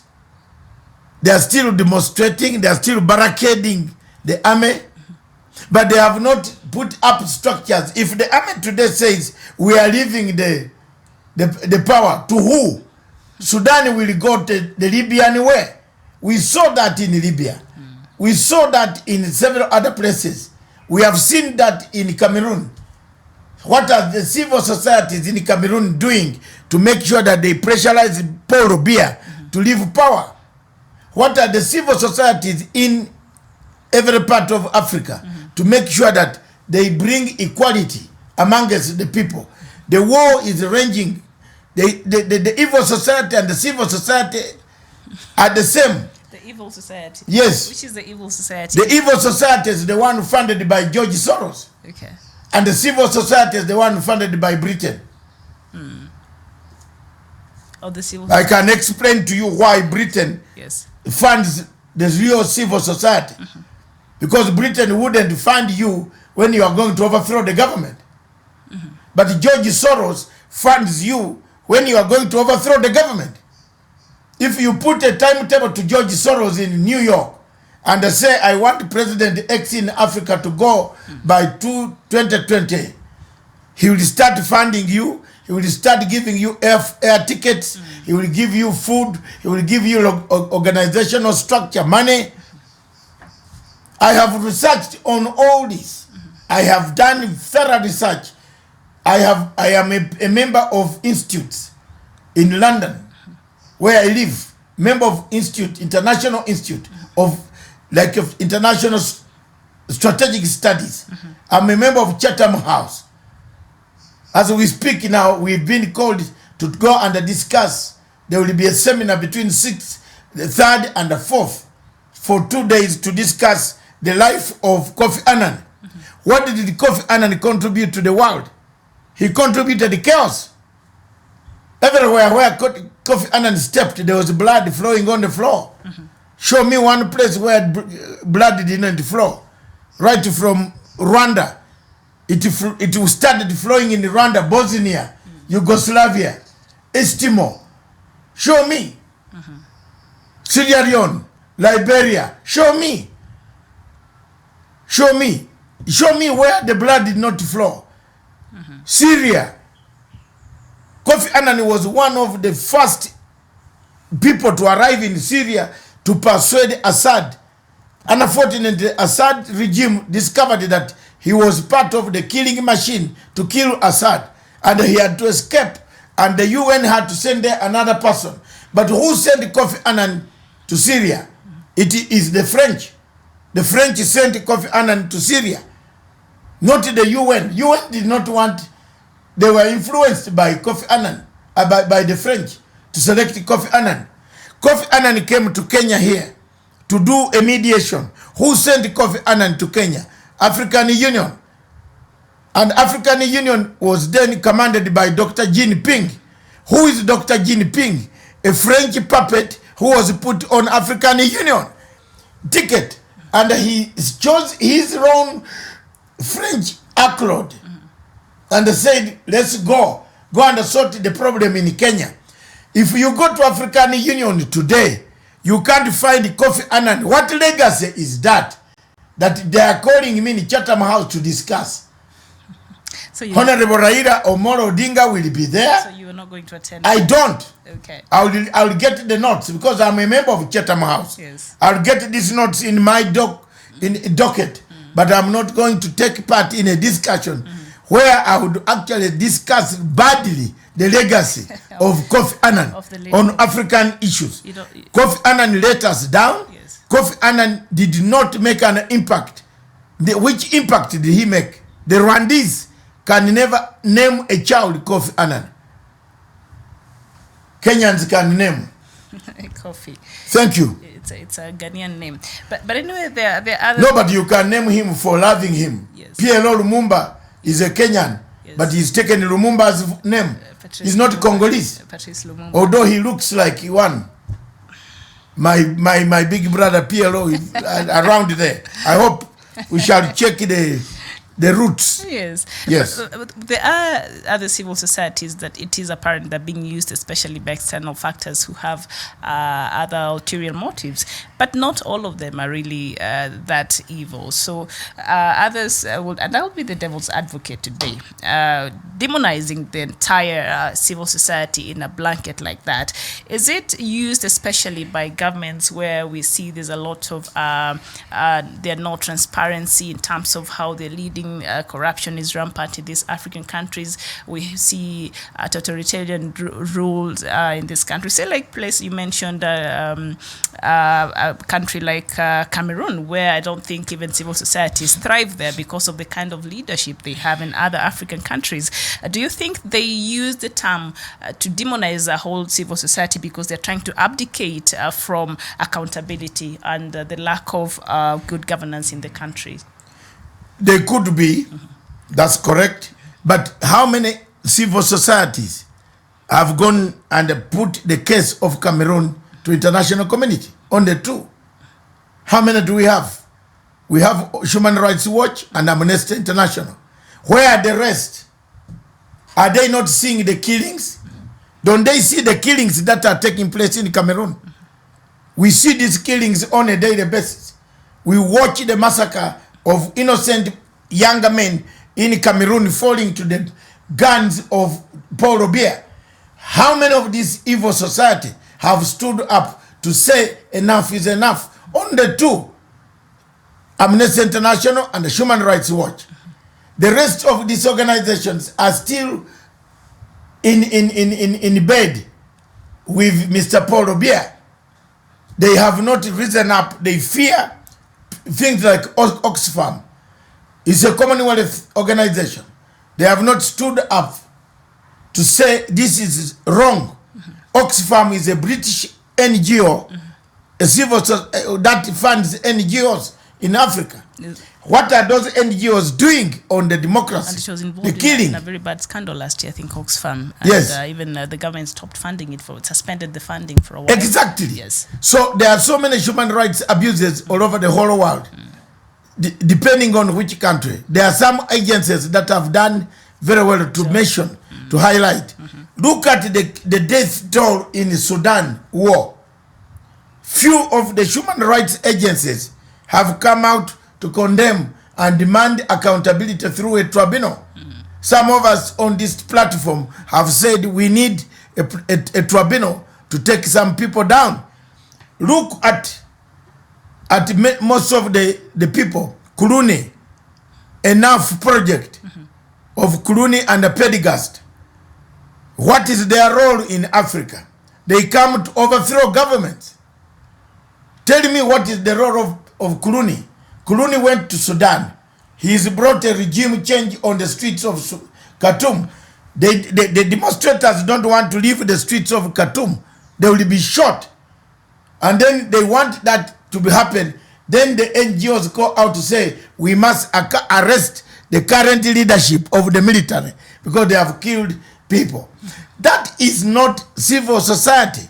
That is evil society. That is teaching people to stick on the streets even when things have been achieved. Okay, that's wonderful. And one of our viewers here is just giving us the latest from Ambazonia, and you're saying special greetings from ESO in Ambazonia. That is Nong Chu. You're saying, I have been out this morning trying to get the bottom of what happened in Bamenda. The military was involved in a gun battle with Ambazonian boys, whereby 2 of Paul Biya's militias were killed. The militia was unable to gun down the Ambazonian fighter, resorted to burning down houses I think they're specialized in. So there seems to be more houses were burned yesterday in Ambazonia. Very worrying reports there coming from the southern part of Cameroon. And there is another one who says Kofi Annan was a person who joyfully sold out to the continent of Africa. Yes. Yes. And you are right. You are not very far from the truth. That's the truth. No evil society, civil society does not exist in Cameroon. That is okay. That's correct. Another gentleman, Ekete Anikapa, watching from Manila, Philippines. Thank you very much. It's evening there. What is your contribution? Yes, it's in this on this topic? Yes. The civil society indeed has become evil. It leads, it opposes government flat out instead of supporting government efforts in educating people civically. People need civic education. For example, the question of Kenya, the Huduma number. How many people have come to explain to you that the Huduma number is the best way of getting the government services quicker than you could be carrying many documents?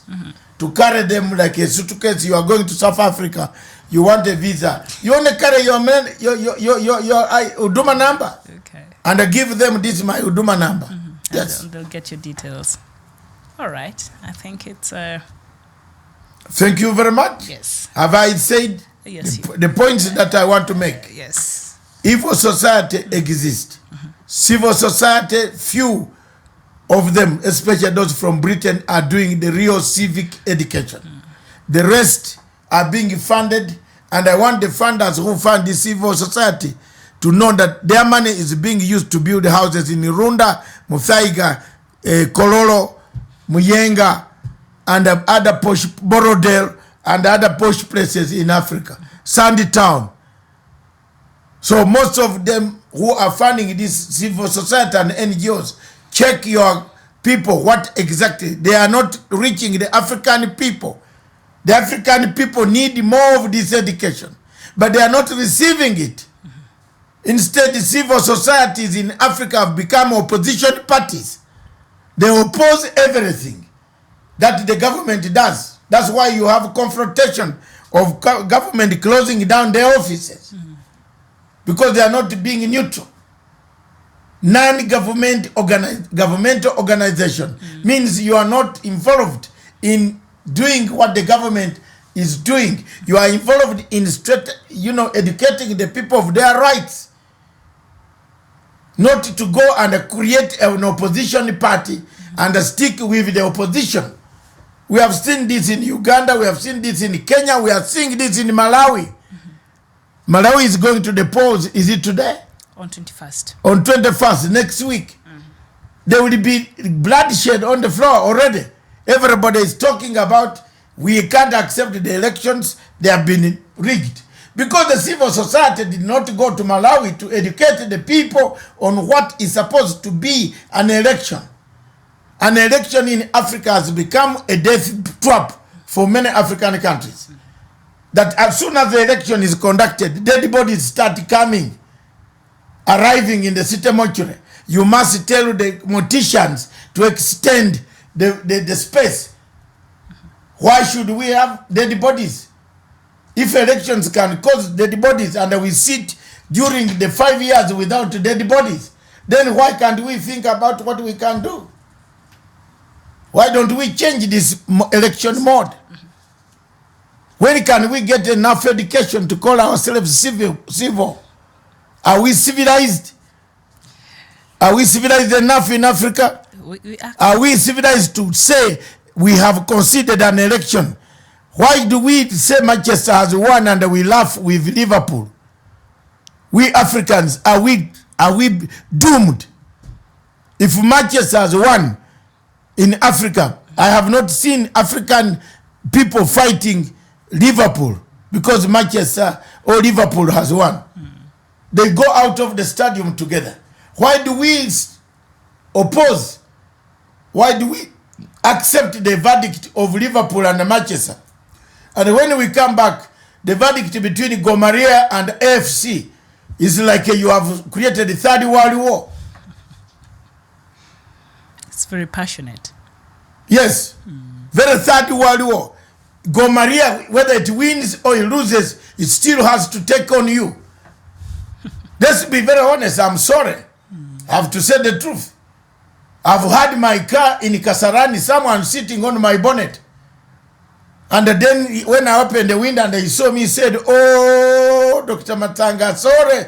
This is a gentleman I know sitting on my bonnet." And I was driving, coming down. Yet, this gentleman here had won the match from Gomaria. So why do we support Liverpool? We don't discuss, we don't even talk about how they were defeated. We just say, okay, next time. Then when it comes to local match between Kahawa and Sofapaka, there is a bottle throwing bullets come. Kahawa is the army. They bring in their men to beat up people, or the Sofapaka throw stones. Why? Because we have not been civilized. We have not had civic education. We are not, and we have to accept as Africans. That's why you have leaders stinking on power. Biya is 89, he's still on power until they come to remove him when he's about to go to bed forever, is when he will realize that he was in power. Thank you very much, viewers. That is my contribution for today.